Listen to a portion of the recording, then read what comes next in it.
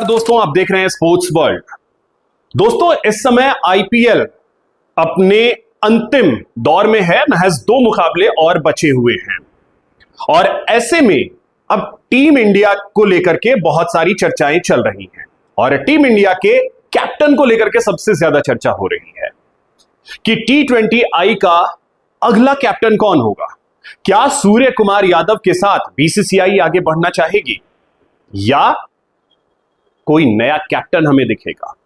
जी हां, इसको लेकर के बहुत ज्यादा चर्चा हो रही है और इस चर्चा में जो सबसे पहला नाम आता है वो नाम है आरसीबी के कैप्टन रजत पाटीदार का। जी हां दोस्तों, आपको बता दें कि रजत पाटीदार को लेकर के इस समय चर्चा बहुत जोर शोर से चल रही है और बड़ी बात यह है कि रजत पाटीदार ने अपनी काबिलियत को भी प्रूव किया है। उन्होंने 2025 के सीजन में आरसीबी को पहली बार चैंपियन बनाया। उसके बाद अगर हम देखते हैं तो साल 2026 के सीजन में उन्होंने टीम को एक बार फिर से फाइनल तक का सफर तय करवाया है और अगर वो जीत लेते हैं तो आप सोचिए, ऐसा करने वाले वो तीसरे कैप्टन होंगे। इनसे पहले महेंद्र सिंह धोनी लगातार 2 ट्रॉफी जीतने वाले और रोहित शर्मा लगातार 2 ट्रॉफी जीतने वाले, उस पोजीशन में ले जाकर के वो खुद को खड़ा कर देंगे। तो क्या अब नेक्स्ट जेन को कैप्टनसी मिलनी चाहिए, इसको लेकर के चर्चा तेज हो गई है। इसके अलावा एक और नाम जो चर्चा में है वो नाम है शुभमन गिल का।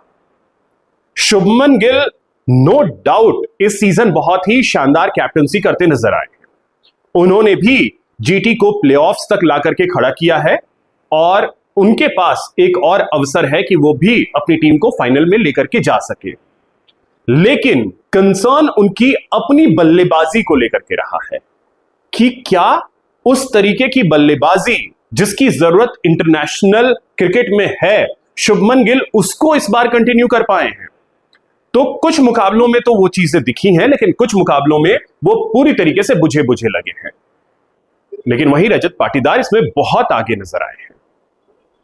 अब इसके बाद एक और नाम सबसे ज्यादा चर्चा में रहा है, वो नाम है ईशान किशन का।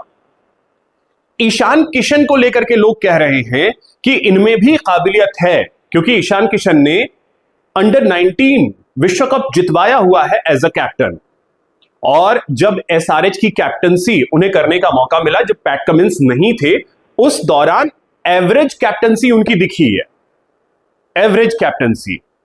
तो क्या ईशान किशन को कैप्टन के तौर पर हम देख सकते हैं? बीसीसीआई क्या उनके बारे में सोचेगा? यह एक सवाल है जिसके बारे में चर्चा इस समय बहुत जोर शोर से हो रही है। अब इनके अलावा क्या कोई और कैप्टन?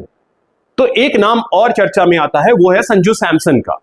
लेकिन संजू सैमसन के लिए मुश्किल यह है कि जैसा मैं बार बार कहता हूं, वो ऐसे प्लेयर हैं कि चले तो चांद तक, ना चले तो शाम तक।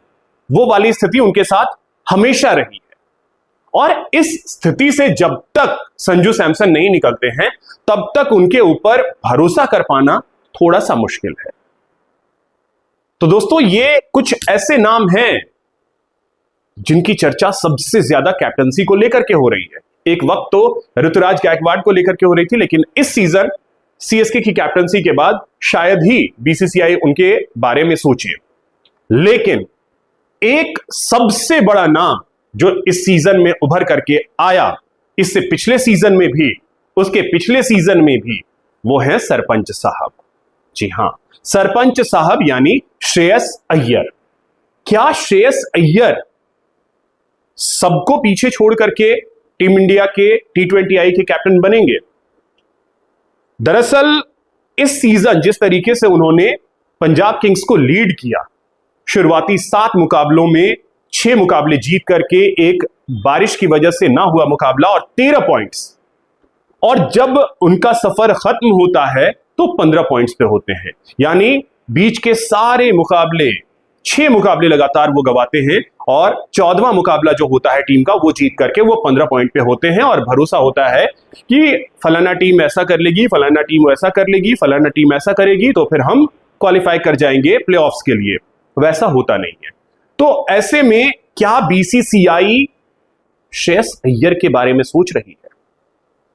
तो दोस्तों कुछ नाम ऐसे हैं जिसमें रजत पाटीदार हो या श्रेयस अय्यर हो या शुभमन गिल हो या ईशान किशन हो या संजू सैमसन हो, इन सब को लेकर के चर्चा तो हो रही है, लेकिन बीसीसीआई क्या अभी भी सूर्य कुमार यादव के साथ आगे बढ़ने के साथ विचार कर रहा है, या हमें बहुत जल्द T20 टीम में बड़े बदलाव देखने को मिल सकते हैं? बाकी दोस्तों आप लोग क्या सोचते हैं कमेंट के जरिए जरूर बताइएगा। मेरे चैनल को सब्सक्राइब कीजिएगा, वीडियो को शेयर कीजिएगा, लाइक कीजिएगा।